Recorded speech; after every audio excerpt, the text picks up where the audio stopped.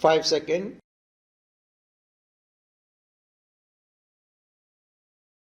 Start. Madam Deputy Chairman, I rise to participate in this discussion not with a view to ventilate particular grievances or to secure concessions and relief in the taxation measures.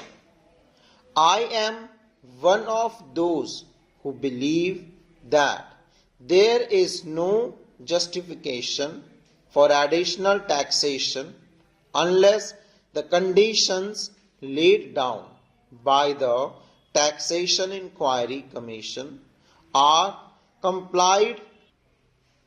It was a commission presided over by no less a person than Dr. John Mathai, one of our illustrious finance minister, and it laid down there was no justification for any additional taxation unless we complied with 2 or 3 conditions.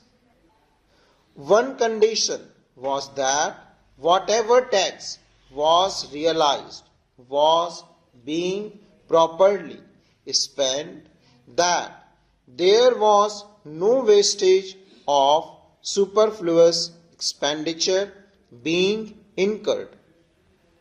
The Commission was pointed out that out of every rupee that was being raised by the government, 60 paise were being spent on administration and about 20 paise were being spent on social services, including education, etc., and the balance of other things.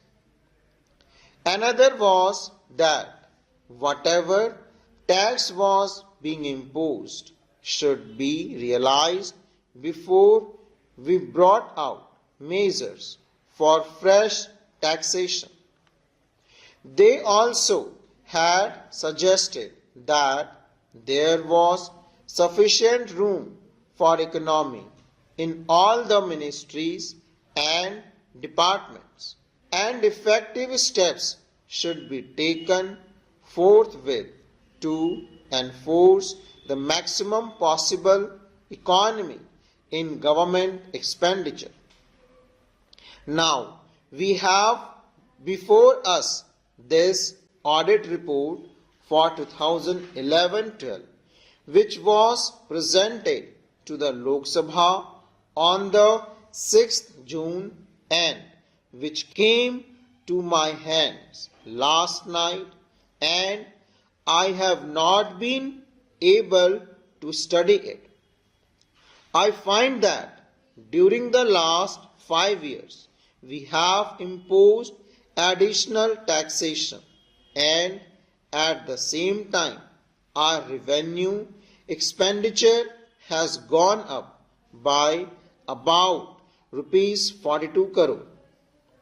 So, on the one hand, we say that we are raising this money, these taxes, for the implementation of the plan, and for that reason every chief minister and ministers go about saying that we want money for the implementation of the plan. But what are the facts? We find that the money that has been raised is being used for administrative purposes. So, it is not correct to say that. On the other hand, it is not proper, because you must know that no plan, however well balanced and well thought out it may be, can be implemented in a democratic setup unless you can enthuse the people. We have been depending either on foreign aid or on indirect taxation or deficit financing, and more than once I have pointed out that these measures will not help to enthuse the people, and unless the people are enthused, we will not have any successful result so far as planning is concerned. Now, it is necessary, it is time that we should take stock of the situation, for we have had 54 years of freedom and 52 years of democratic rule and of planned economy. What are the results? I am not one of those who minimize our achievements. We have had some achievements which are remarkable, to which we can be proud. We have had 3 general elections, and we can be proud of all this. But it is equally true that the expectations of the people remain mostly unfulfilled. They remain unrealized.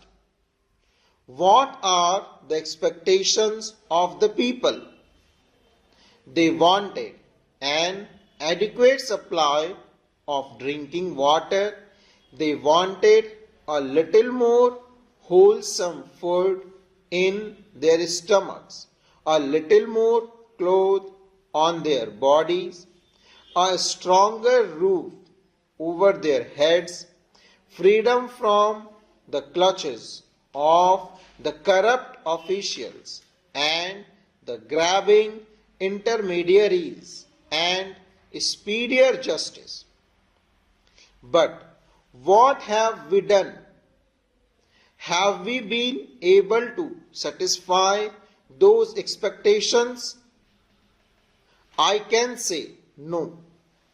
Even in the 11th 5-year plan, we find that all the villages have not been provided with adequate supply of drinking water.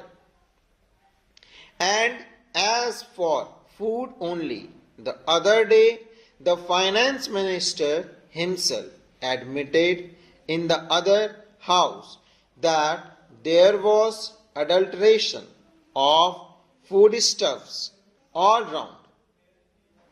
Now, only that a former health minister admitted in this house that it was difficult to get food article of food unadulterated.